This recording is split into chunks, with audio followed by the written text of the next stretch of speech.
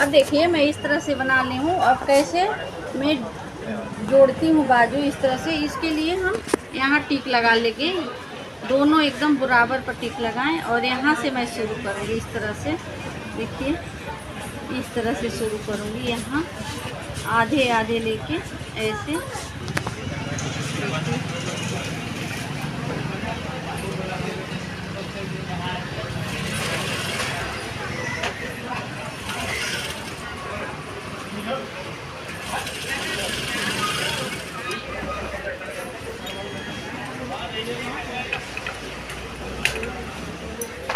इधर से कर लिया। और फिर मैं इस साइड से जहाँ मैं टिक लगाई हूँ उधर वहीं से मैं करूँगी। ये इसे इस तरह से ले लूँगी,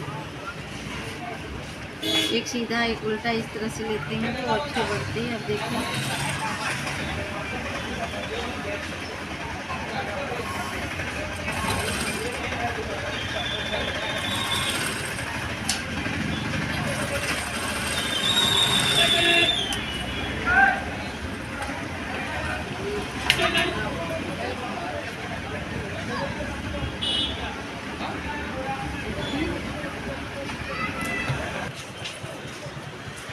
तो लेता हूँ।